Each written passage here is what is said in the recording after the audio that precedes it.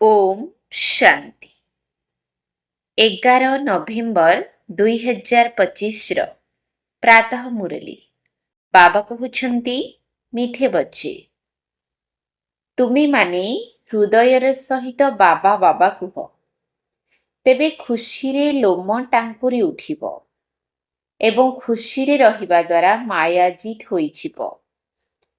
तुमी माने हृदयर सहित बाबा बाबा कुह तेबे खुशी रे लोम टांकुरी उठिब एवं खुशी रे रहिबा द्वारा माया जीत होइछिब।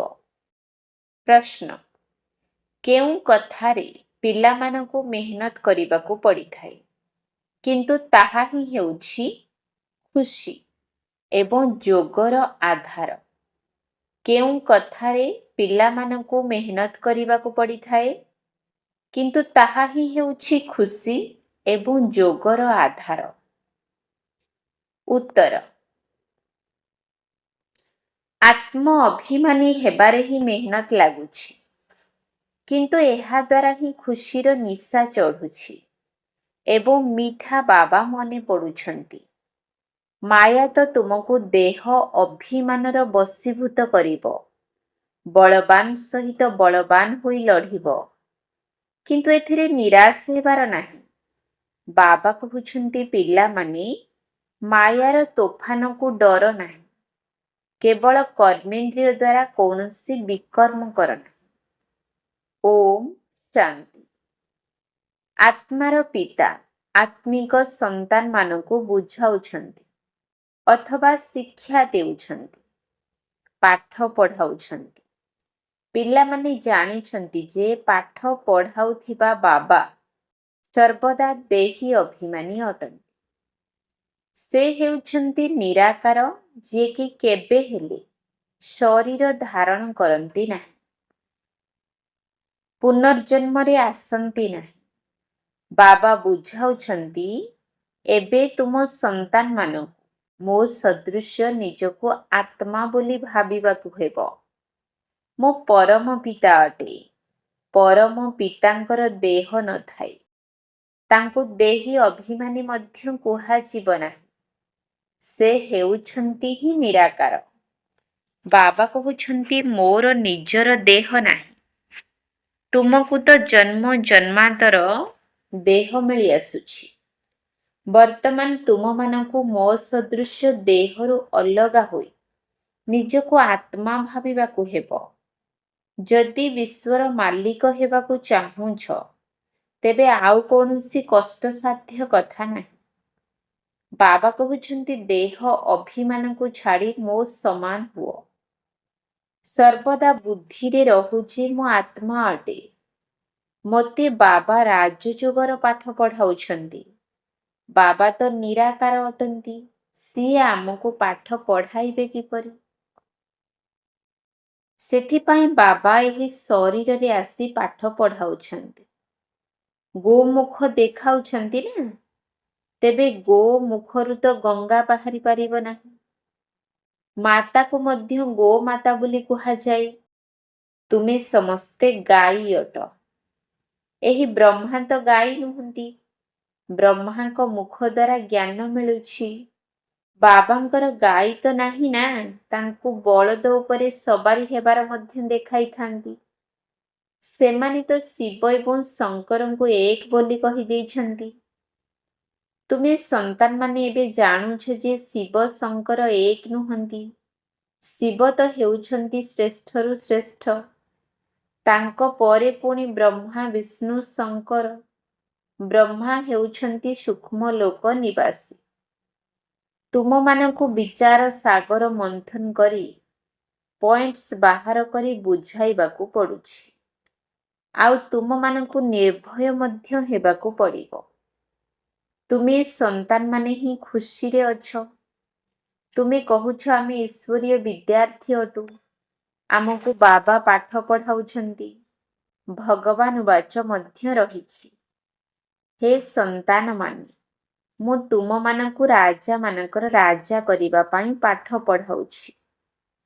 तुमे माने जेउ आडकु भी जाउछ, सेंटर को जाउछ, तुम मानक बुद्धि रे रहिछि जे ଆମକୁ ବାବା ପାଠ ପଢ଼ାଉଛନ୍ତି, ଯାହାକୁ ଆମେ ଏବେ ସେବା କେନ୍ଦ୍ରରେ ବସି ଶୁଣୁଛୁ। ଏବଂ ବାବା ମୁରଲି ଚଲାଉଛନ୍ତି। ମୁଖରେ ବାବା ବାବା କହି ଚାଲ। ଏହା ମଧ୍ୟ ତୁମର ଯାତ୍ରା ହେଲା ନା। ଯୋଗ ଶବ୍ଦ ଏତେ ଶୋଭା ପାଉନାହିଁ। ମନୁଷ୍ୟମାନେ ଅମରନାଥ ବଦ୍ରୀନାଥ ଯାତ୍ରା କରିବା ପାଇଁ ପାଦରେ ଚାଲି ଚାଲି ଯାଇଥାନ୍ତି। ଏବେ ତୁମ ସନ୍ତାନମାନଙ୍କୁ ତ ନିଜ ଘରକୁ ଯିବାକୁ ହେବ। ତୁମେମାନେ ଜାଣିଛ ଏବେ ଏହି ବେହଦର ନାଟକ ପୂରା ହେବାକୁ ଯାଉଛି। ବାବା ଆସିଛନ୍ତି ଆମକୁ ଯୋଗ୍ୟ କରି ନେଇଯିବା ପାଇଁ। ତୁମେ ନିଜେ କହୁଛ ଯେ ଆମେ ପତିତ ଅଟୁ। ପତିତମାନେ କେବେ ବି ମୁକ୍ତି ପ୍ରାପ୍ତ କରିପାରିବେ ନାହିଁ। ବାବା କହୁଛନ୍ତି, ହେ ଆତ୍ମାମାନେ, ତୁମେ ପତିତ ହୋଇଯାଇଛ। ଦୁନିଆରେ ଶରୀରକୁ ପତିତ ଭାବି ଗଙ୍ଗାରେ ସ୍ନାନ କରିବାକୁ ଯାଇଥାନ୍ତି। ସେମାନେ ତ ଆତ୍ମାକୁ ନିର୍ଲେପ ବୋଲି ଭାବିଛନ୍ତି। ବାବା ବୁଝାଉଛନ୍ତି ମୂଳ କଥା ହେଉଛି ଆତ୍ମାର। କହିଥାନ୍ତି ମଧ୍ୟ ପାପ ଆତ୍ମା, ପୁଣ୍ୟ ଆତ୍ମା। ଏହି ଅକ୍ଷରକୁ ଭଲ ଭାବରେ ମନେ ପକାଅ। ଏହି ସବୁ କଥା ନିଜେ ବୁଝି ପୁଣି ଅନ୍ୟମାନଙ୍କୁ ମଧ୍ୟ ବୁଝାଇବାକୁ ହେବ। ତୁମମାନଙ୍କୁ ହିଁ ଭାଷଣ ଆଦି କରିବାକୁ ପଡ଼ିବ। ବାବା ତ ଗାଁ ଗାଁ ଗଳି ଗଳିକୁ ଯିବେ ନାହିଁ। ତୁମେମାନେ ଘରେ ଘରେ ଏହି ଚିତ୍ର ରଖିଦିଅ। 84 ଜନ୍ମର ଚକ୍ର କିପରି ଘୁରୁଛି, ଏକଥା ସିଡ଼ି ଚିତ୍ରରେ ବହୁତ ସ୍ପଷ୍ଟ ଭାବରେ ବର୍ଣ୍ଣନା କରାଯାଇଛି। ଏବେ ବାବା କହୁଛନ୍ତି ସତୋପ୍ରଧାନ ହୁଅ, କାରଣ ତୁମମାନଙ୍କୁ ନିଜ ଘରକୁ ଯିବାକୁ ହେବ। କିନ୍ତୁ ପବିତ୍ର ନ ହୋଇ ତ କେହି ଘରକୁ ଯାଇପାରିବେ ନାହିଁ। ତେଣୁ ସବୁବେଳେ ଏହି ଚିନ୍ତା ଲାଗି ରହୁ। ତେବେ ବହୁତ ସନ୍ତାନ ଏପରି ଅଛନ୍ତି ଯେଉଁମାନେ ଲେଖୁଛନ୍ତି, ବାବା ବହୁତ ତୋଫାନ ଆସୁଛି, ମନରେ ବହୁତ ଖରାପ ବିଚାର ଆସୁଛି। ଆଗରୁ ଏଭଳି ବିଚାର ଆସୁନଥିଲା। ବାବା କହୁଛନ୍ତି ତୁମେମାନେ ଚିନ୍ତା କର ନାହିଁ। ଆଗରୁ କ'ଣ ତୁମେମାନେ ଯୁଦ୍ଧଭୂମିରେ ଥିଲ କି? ଏବେ ତୁମକୁ ବାବାଙ୍କର ସ୍ମୃତିରେ ରହି ମାୟା ଉପରେ ବିଜୟ ପ୍ରାପ୍ତ କରିବାକୁ ପଡ଼ିବ। ଏହି କଥା ଘଡ଼ି ଘଡ଼ି ସ୍ମୃତିରେ ରଖ, ଗଣ୍ଠି ପକାଇ ଦିଅ। ଯେପରି ମାତାମାନେ ପଣତ କାନିରେ ଗଣ୍ଠି ପକାଇଥାନ୍ତି, ପୁରୁଷମାନେ ପୁଣି ନୋଟବୁକ୍ରେ ଲେଖିଥାନ୍ତି। ତୁମର ଏହି ବ୍ୟାଜ୍ ବହୁତ ଭଲ ଚିହ୍ନ ଅଟେ। ଆମେ ରାଜକୁମାର ହେବାକୁ ଯାଉଛୁ। ଏହା ହେଉଛି ଭିକାରୀରୁ ରାଜକୁମାର ହେବାର ଈଶ୍ୱରୀୟ ବିଶ୍ୱବିଦ୍ୟାଳୟ। ତୁମେ ରାଜକୁମାର ଥିଲ ନା? ଶ୍ରୀକୃଷ୍ଣ ବିଶ୍ୱର ରାଜକୁମାର ଥିଲେ। ଯେପରି ଇଂଲଣ୍ଡରେ ମଧ୍ୟ ପ୍ରିନ୍ସ ଅଫ୍ ୱେଲ୍ସ କୁହାଯାଇଥାଏ। ତାହା ହଦ୍ର କଥା। ରାଧାକୃଷ୍ଣ ତ ବହୁତ ବିଖ୍ୟାତ ଅଟନ୍ତି। ସେମାନେ ସ୍ୱର୍ଗର ରାଜକୁମାର ରାଜକୁମାରୀ ଥିଲେ ନା, ସେଥିପାଇଁ ସମସ୍ତେ ତାଙ୍କୁ ସ୍ନେହ କରୁଛନ୍ତି। ଶ୍ରୀକୃଷ୍ଣଙ୍କୁ ସମସ୍ତେ ବହୁତ ଭଲ ପାଇଥାନ୍ତି। ବାସ୍ତବରେ ଉଭୟଙ୍କୁ ସ୍ନେହ କରିବା ଦରକାର। ପ୍ରଥମେ ତ ରାଧାଙ୍କୁ ସ୍ନେହ କରିବା ଉଚିତ, କିନ୍ତୁ ପୁଅ ପ୍ରତି ଅଧିକ ସ୍ନେହ ରହିଥାଏ, କାହିଁକି ନା ସେ ଉତ୍ତରାଧିକାରୀ ହୋଇଥାଏ। ସ୍ତ୍ରୀର ମଧ୍ୟ ପତି ପ୍ରତି ସ୍ନେହ ରହିଥାଏ। ପତିଙ୍କ ନିମନ୍ତେ କହିଥାନ୍ତି ସେ ତୁମର ଗୁରୁ ଈଶ୍ୱର ଅଟନ୍ତି। ସ୍ତ୍ରୀ ପାଇଁ ଏପରି କହିନଥାନ୍ତି। ସତ୍ୟ ଯୁଗରେ ତ ମାତାମାନଙ୍କର ମହିମା ରହିବ। ପ୍ରଥମେ ଲକ୍ଷ୍ମୀ, ପରେ ନାରାୟଣ ଅମ୍ବାଙ୍କର କେତେ ରିଗାର୍ଡ ରଖୁଛନ୍ତି, କାରଣ ସିଏ ବ୍ରହ୍ମାଙ୍କର କନ୍ୟା ଅଟନ୍ତି। ବ୍ରହ୍ମାଙ୍କର ଏତେ ମହିମା ନାହିଁ। ବ୍ରହ୍ମାଙ୍କର ମନ୍ଦିର ଆଜମେରରେ ରହିଛି, ଯେଉଁଠି ମେଳା ଆଦି ହୋଇଥାଏ। ଅମ୍ବାଙ୍କ ମନ୍ଦିରରେ ମଧ୍ୟ ମେଳା ଲାଗିଥାଏ। ବାସ୍ତବରେ ଏହି ସବୁ ମେଳା ମଇଳା କରିବା ପାଇଁ ହୋଇଥାଏ। ତୁମର ଏହି ମେଳା ଲାଗୁଛି ସ୍ୱଚ୍ଛ କରିବା ପାଇଁ। ସ୍ୱଚ୍ଛ ହେବା ପାଇଁ ତୁମକୁ ସ୍ୱଚ୍ଛ ବାବାଙ୍କୁ ସ୍ମରଣ କରିବାକୁ ହେବ। ପାଣି ଦ୍ୱାରା କୌଣସି ପାପ ନାଶ ହୁଏ ନାହିଁ। ଗୀତାରେ ମଧ୍ୟ ଭଗବାନ ବାଚ ରହିଛି, ମନ୍ମନା ଭବ। ଗୀତାର ପ୍ରଥମ ଏବଂ ଶେଷରେ ଏହି ଶବ୍ଦ ରହିଛି। ତୁମେ ସନ୍ତାନମାନେ ଜାଣିଛ ଯେ ଆମେମାନେ ହିଁ ପ୍ରଥମେ ଭକ୍ତି ଆରମ୍ଭ କରିଛୁ। ପ୍ରଥମେ ସତୋପ୍ରଧାନ ଭକ୍ତି, ପୁଣି ସତୋ ରଜୋ ତମୋ ଭକ୍ତି ହୋଇଥାଏ। ଏବେ ତ ଦେଖ ମାଟି ପଥର ଆଦି ସବୁର ଭକ୍ତି କରୁଛନ୍ତି। ଏସବୁ ହେଉଛି ଅନ୍ଧଶ୍ରଦ୍ଧା। ବର୍ତ୍ତମାନ ତୁମେ ସଙ୍ଗମ ଯୁଗରେ ଅଛ। ଏହା ସୃଷ୍ଟି ରୂପୀ ଓଲଟା ବୃକ୍ଷ ଅଟେ ନା? ଉପରେ ଅଛନ୍ତି ବୀଜ। ବାବା କହୁଛନ୍ତି ଏହି ମନୁଷ୍ୟ ସୃଷ୍ଟିର ବୀଜ ଅଥବା ରଚୟିତା ହେଉଛି ମୁଁ। ଏବେ ନୂଆ ଦୁନିଆର ସ୍ଥାପନା କରୁଛି। ନୂଆ ଦୁନିଆର ଚାରା ଲଗାଇଥାନ୍ତି ନା, ଯେପରି ବୃକ୍ଷର ପୁରୁଣା ପତ୍ର ଝଡ଼ି ଯାଇଥାଏ ଏବଂ ନୂଆ ନୂଆ ପତ୍ର ବାହାରିଥାଏ।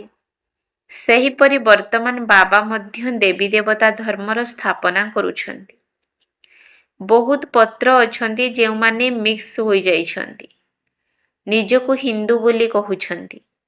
ବାସ୍ତବରେ ହିନ୍ଦୁମାନେ ହେଲେ ଆଦି ସନାତନ ଦେବୀ ଦେବତା ଧର୍ମର। ହିନ୍ଦୁସ୍ତାନର ବାସ୍ତବ ନାମ ହିଁ ହେଉଛି ଭାରତ, ଯେଉଁଠି ଦେବତାମାନେ ରହୁଥିଲେ। ଆଉ କୌଣସି ଦେଶର ନାମ ବଦଳୁ ନାହିଁ। କେବଳ ଏହାର ନାମ ବଦଳାଇ ଦେଇ ହିନ୍ଦୁସ୍ତାନ ବୋଲି କହିଦେଉଛନ୍ତି। ବୌଦ୍ଧମାନେ ଏପରି କହିବେ ନାହିଁ ଯେ ଆମର ଧର୍ମ ଜାପାନୀ ଅଥବା ଚୀନ ଅଟେ। ସେମାନେ ତ ନିଜ ଧର୍ମକୁ ବୌଦ୍ଧ ଧର୍ମ ହିଁ କହିବେ। କିନ୍ତୁ ତୁମମାନଙ୍କ ଭିତରେ କେହି ବି ନିଜକୁ ଆଦି ସନାତନ ଦେବୀ ଦେବତା ଧର୍ମର ବୋଲି କହୁନାହାନ୍ତି। ଯଦି କେହି କହୁଛନ୍ତି ତେବେ କୁହ, ସେହି ଧର୍ମ କେବେ ଏବଂ କିଏ ସ୍ଥାପନ କରିଥିଲେ? ସେମାନେ କିଛି ହେଲେ ବି କହିପାରିବେ ନାହିଁ। କଳ୍ପର ଆୟୁଷକୁ ହିଁ ଲମ୍ବା ଚଉଡ଼ା କରିଦେଇଛନ୍ତି। ଏହାକୁ ହିଁ କୁହାଯାଉଛି ଅଜ୍ଞାନ ଅନ୍ଧକାର। ପ୍ରଥମେ ତ ନିଜର ଧର୍ମ ବିଷୟରେ ହିଁ ଜଣା ନାହିଁ। ଦ୍ୱିତୀୟରେ ଲକ୍ଷ୍ମୀ ନାରାୟଣଙ୍କର ରାଜ୍ୟକୁ ବହୁତ ଦୂରକୁ ନେଇଯାଇଛନ୍ତି। ସେଥିପାଇଁ ଘୋର ଅନ୍ଧକାର ବୋଲି କୁହାଯାଉଛି। ଜ୍ଞାନ ଏବଂ ଅଜ୍ଞାନ ମଧ୍ୟରେ କେତେ ଫରକ ରହିଛି। ଜ୍ଞାନର ସାଗର ହେଉଛନ୍ତି ହିଁ ଏକମାତ୍ର ଶିବ ବାବା। ସେଥିମଧ୍ୟରୁ ସିଏ ଯେପରି ଗୋଟିଏ ଲୋଟା ଜ୍ଞାନ ଦେଉଛନ୍ତି। କେବଳ ସମସ୍ତଙ୍କୁ ଏକଥା ଶୁଣାଅ ଯେ ଏକମାତ୍ର ଶିବ ବାବାଙ୍କୁ ମନେ ପକାଅ। ତେବେ ତୁମର ବିକର୍ମ ବିନାଶ ହୋଇଯିବ। ତେବେ ଏହା ଯେପରି ଆଞ୍ଜୁଳାଏ ପାଣି ସଦୃଶ ହେଲା ନା? କେହି କେହି ତ ସମ୍ପୂର୍ଣ୍ଣ ସ୍ନାନ କରିଥାନ୍ତି। କେହି ପୁଣି ମାଠିଆ ଭରି ନେଇଯାଇଥାନ୍ତି। କେହି ଛୋଟ ଛୋଟ ଲୋଟାରେ ପାଣି ଭରି କରି ନେଇଯାଆନ୍ତି। ପ୍ରତିଦିନ ଗୋଟିଏ ଗୋଟିଏ ବୁନ୍ଦା ମାଠିଆରେ ଢାଳି ତାକୁ ଜ୍ଞାନ ଜଳ ଭାବି ପିଇଥାନ୍ତି। ବିଲାତକୁ ମଧ୍ୟ ବୈଷ୍ଣବମାନେ ଲୋଟାରେ ଗଙ୍ଗା ଜଳ ଭରି କରି ନେଇଯାଇଥାନ୍ତି। ତାହା ସରିଗଲେ ପୁଣି ମଗାଇଥାନ୍ତି। ବାସ୍ତବରେ ଏସବୁ ପାଣି ତ ପାହାଡ଼ରୁ ହିଁ ଆସେ। ଉପରୁ ମଧ୍ୟ ପାଣି ପଡ଼ିଥାଏ। ଆଜିକାଲି ଦେଖ ଘର ମଧ୍ୟ କେତେ ଉଚ୍ଚ 100 ମହଲା ବିଶିଷ୍ଟ କରୁଛନ୍ତି। ସତ୍ୟ ଯୁଗରେ ତ ଏପରି ହେବ ନାହିଁ। ସେଠାରେ ତ ତୁମକୁ ଏତେ ଜାଗା ମିଳିବ ଯେ ସେ କଥା ନ ପଚାରିଲେ ଭଲ। ଏଠାରେ ରହିବା ପାଇଁ ଜାଗା ନାହିଁ, ସେଥିପାଇଁ ଏତେ ମହଲା ତିଆରି କରୁଛନ୍ତି। ସେଠାରେ ଅସରନ୍ତି ଶସ୍ୟ ମଧ୍ୟ ଉତ୍ପନ୍ନ ହୁଏ। ଯେପରି ଆମେରିକାରେ ବହୁତ ଶସ୍ୟ ହେଉଛି, ତେଣୁ ଜଳାଇ ଦେଉଛନ୍ତି। ଏହା ହେଲା ମୃତ୍ୟୁ ଲୋକ, ତାହା ଅମର ଲୋକ। ଅଧାକଳ୍ପ ତୁମେ ସେଠାରେ ସୁଖରେ ରହିବ। ସେଠାରେ କାଳ ଭିତରକୁ ମଧ୍ୟ ପ୍ରବେଶ କରିପାରିବ ନାହିଁ। ଏହା ଉପରେ ଏକ କାହାଣୀ ମଧ୍ୟ ରହିଛି। ଏହା ହେଉଛି ବେହଦ୍ର କଥା। ବେହଦ୍ର କଥାକୁ ନେଇ ପୁଣି ହଦ୍ର କଥା କରିଦେଇଛନ୍ତି। ପୂର୍ବରୁ ଗ୍ରନ୍ଥ କେତେ ଛୋଟ ଥିଲା, ଏବେ ତ କେତେ ବଡ଼ କରିଦେଇଛନ୍ତି। ଶିବ ବାବା କେତେ ଛୋଟ, ତାଙ୍କର ମଧ୍ୟ ବଡ଼ ପ୍ରତିମା କରିଦେଇଛନ୍ତି। ବୁଦ୍ଧ ଏବଂ ପାଣ୍ଡବଙ୍କର ବହୁତ ଲମ୍ବା ଲମ୍ବା ଚିତ୍ର କରିଦେଇଛନ୍ତି। ବାସ୍ତବରେ ଏପରି ତ କେହି ହୋଇନଥାନ୍ତି। ତୁମ ସନ୍ତାନମାନଙ୍କୁ ତ ଏହି ଅବଜେକ୍ଟ ଚିତ୍ର ଘରେ ରଖିବା ଉଚିତ। ଆମେ ଏବେ ପାଠ ପଢ଼ି ଏହିପରି ହେବାକୁ ଯାଉଛୁ, ତେଣୁ କାନ୍ଦିବା ଉଚିତ ନୁହେଁ। ଯିଏ କାନ୍ଦନ୍ତି ସେ ସବୁ କିଛି ହରାଇଥାନ୍ତି, ଦେହ ଅଭିମାନରେ ଆସିଯାଇଥାନ୍ତି। ତୁମ ସନ୍ତାନମାନଙ୍କୁ ଆତ୍ମ ଅଭିମାନୀ ହେବାକୁ ପଡ଼ିବ, କିନ୍ତୁ ଏହିଥିରେ ହିଁ ମେହନତ ଲାଗିଥାଏ। ଆତ୍ମ ଅଭିମାନୀ ହେଲେ ହିଁ ଖୁସିର ନିଶା ଚଢ଼ିଥାଏ। ମିଠା ବାବା ମନେ ପଡ଼ିଥାନ୍ତି। ବାବାଙ୍କ ଠାରୁ ଆମେ ସ୍ୱର୍ଗର ବର୍ଷା ନେଉଛୁ। ବାବା ଆମକୁ ଏହି ଭାଗ୍ୟଶାଳୀ ରଥରେ ଆସି ପାଠ ପଢ଼ାଉଛନ୍ତି। ରାତି ଦିନ ବାବା ବାବା ସ୍ମରଣ କରୁଥାଅ। ତୁମେ ଅଧା କଳ୍ପର ପ୍ରେମିକ ଅଟ। ଭକ୍ତମାନେ ଭଗବାନଙ୍କୁ ମନେ ପକାଇଥାନ୍ତି। ଭକ୍ତ ତ ଅନେକ ଅଛନ୍ତି, ଜ୍ଞାନ ମାର୍ଗରେ ମଧ୍ୟ ସମସ୍ତେ ସେହି ଏକ ବାବାଙ୍କୁ ହିଁ ସ୍ମରଣ କରିଥାନ୍ତି। ସିଏ ହିଁ ସମସ୍ତଙ୍କର ପିତା ଅଟନ୍ତି। ଜ୍ଞାନର ସାଗର ବାବା ଆମକୁ ପାଠ ପଢ଼ାଉଛନ୍ତି। ତେଣୁ ତୁମମାନଙ୍କର ତ ଲୋମ ଟାଙ୍କୁରି ଉଠିବା ଦରକାର। ମାୟାର ତୋଫାନ ତ ଆସିବ। ବାବା କହୁଛନ୍ତି ସବୁଠାରୁ ଅଧିକ ତୋଫାନ ତ ମୋ ପାଖକୁ ଆସୁଛି। କାହିଁକି ନା ସବୁଠାରୁ ଆଗରେ ମୁଁ ଅଛି। ମୋ ପାଖକୁ ଆସୁଛି, ତେଣୁ ମୁଁ ବୁଝିପାରୁଛି ପିଲାମାନଙ୍କ ପାଖକୁ କେତେ ଆସୁନଥିବ, କେତେ ଦ୍ୱନ୍ଦ୍ୱରେ ପଡ଼ୁଥିବେ। ଅନେକ ପ୍ରକାରର ତୋଫାନ ଆସୁଛି, ଯାହା ଅଜ୍ଞାନ କାଳରେ ମଧ୍ୟ କେବେ ଆସିନଥିଲା। ତାହା ମଧ୍ୟ ଆସୁଛି। ପ୍ରଥମେ ମୋ ପାଖକୁ ଆସିବା ଦରକାର, ନଚେତ ମୁଁ ପିଲାମାନଙ୍କୁ କିପରି ବୁଝାଇବି? ଇଏ ସମ୍ମୁଖରେ ଅଛନ୍ତି। ଯଦି ପହିଲମାନ ହୋଇଥିବେ, ତେବେ ମାୟା ମଧ୍ୟ ପହିଲମାନ ସାଥିରେ ପହିଲମାନ ହୋଇ ଲଢ଼ିଥାଏ। ମଲ୍ଲଯୁଦ୍ଧରେ ସମସ୍ତେ ଏକାପରି ହୋଇନଥାନ୍ତି। ପ୍ରଥମ, ଦ୍ୱିତୀୟ, ତୃତୀୟ ଶ୍ରେଣୀର ହୋଇଥାନ୍ତି। ବାବାଙ୍କ ପାଖକୁ ସବୁଠାରୁ ଅଧିକ ତୋଫାନ ଆସିଥାଏ। ସେଥିପାଇଁ ବାବା କହୁଛନ୍ତି ଏହି ତୋଫାନକୁ ଡର ନାହିଁ। କେବଳ କର୍ମେନ୍ଦ୍ରିୟ ଦ୍ୱାରା କୌଣସି ବିକର୍ମ କର ନାହିଁ। କେତେକ କହନ୍ତି ଜ୍ଞାନରେ ଆସିଲା ପରେ ଏକଥା କାହିଁକି ହେଉଛ? ତାହାଠାରୁ ତ ଜ୍ଞାନ ନ ନେଇଥିଲେ ଭଲ ହୋଇଥାନ୍ତା। ସଂକଳ୍ପ ମଧ୍ୟ ଆସିନଥାନ୍ତା। ଆରେ ଏହା ତ ଯୁଦ୍ଧକ୍ଷେତ୍ର ଅଟେ ନା। ସ୍ତ୍ରୀ ସମ୍ମୁଖରେ ଥିଲେ ମଧ୍ୟ ଦୃଷ୍ଟି ପବିତ୍ର ରହୁ। ଭାବିବା ଦରକାର ଶିବ ବାବାଙ୍କର ସନ୍ତାନ ହୋଇଥିବା ଦୃଷ୍ଟିରୁ ଆମେ ହେଉଛୁ ଭାଇ ଭାଇ। ପୁଣି ପ୍ରଜାପିତା ବ୍ରହ୍ମାଙ୍କର ସନ୍ତାନ ଦୃଷ୍ଟିରୁ ଆମେ ଭାଇ ଭଉଣୀ ହୋଇଗଲୁ। ପୁଣି ବିକାର କେଉଁଠାରୁ ଆସିଲା?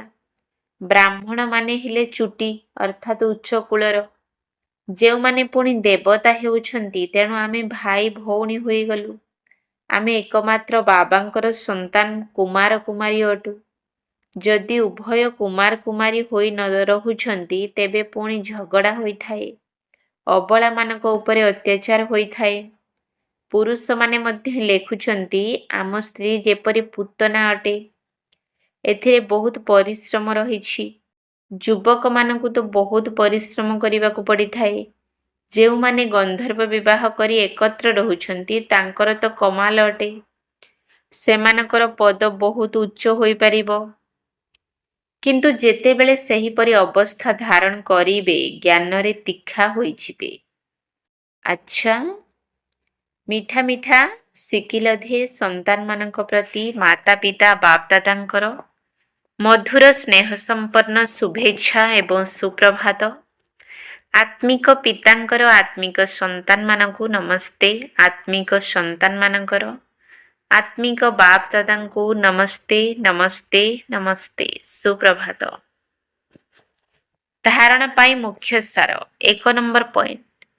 ମାୟାର ତୋଫାନକୁ ଡରିବାର ନାହିଁ କିମ୍ବା କୌଣସି ଦ୍ୱନ୍ଦ୍ୱରେ ପଡ଼ିବାର ନାହିଁ। କେବଳ ଧ୍ୟାନ ରଖିବାକୁ ହେବ ଯେ କର୍ମେନ୍ଦ୍ରିୟ ଦ୍ୱାରା କୌଣସି ବିକର୍ମ ନ ହେଉ। ଜ୍ଞାନର ସାଗର ବାବା ଆମକୁ ପାଠ ପଢ଼ାଉଛନ୍ତି, ଏହି ଖୁସିରେ ରହିବାକୁ ହେବ। ମାୟାର ତୋଫାନକୁ ଡରିବାର ନାହିଁ କିମ୍ବା କୌଣସି ଦ୍ୱନ୍ଦ୍ୱରେ ପଡ଼ିବାର ନାହିଁ।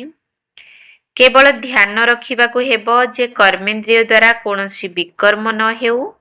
ଜ୍ଞାନର ସାଗର ବାବା ଆମକୁ ପାଠ ପଢ଼ାଉଛନ୍ତି, ଏହି ଖୁସିରେ ରହିବାକୁ ହେବ। 2 ନମ୍ବର ପଏଣ୍ଟ। ସତୋପ୍ରଧାନ ହେବା ପାଇଁ ଆତ୍ମ ଅଭିମାନୀ ହେବାର ପରିଶ୍ରମ କରିବାକୁ ହେବ। ଜ୍ଞାନର ବିଚାର ସାଗର ମନ୍ଥନ କରିବାକୁ ହେବ। ଯୋଗର ଯାତ୍ରାରେ ରହିବାକୁ ହେବ। ସତୋପ୍ରଧାନ ହେବା ପାଇଁ ଆତ୍ମ ଅଭିମାନୀ ହେବାର ପରିଶ୍ରମ କରିବାକୁ ହେବ। ଜ୍ଞାନର ବିଚାର ସାଗର ମନ୍ଥନ କରିବାକୁ ହେବ। ଯୋଗର ଯାତ୍ରାରେ ରହିବାକୁ ହେବ। ବରଦାନ। ଶୁଭ ଚିନ୍ତନ ଦ୍ୱାରା ଜ୍ଞାନର ସାଗରରେ ସମାହିତ ହେଉଥିବା ଅତୀନ୍ଦ୍ରିୟ ସୁଖର ଅନୁଭବୀ ହୁଅ। ଶୁଭ ଚିନ୍ତନ ଦ୍ୱାରା ଜ୍ଞାନର ସାଗରରେ ସମାହିତ ହେଉଥିବା ଅତୀନ୍ଦ୍ରିୟ ସୁଖର ଅନୁଭବୀ ହୁଅ।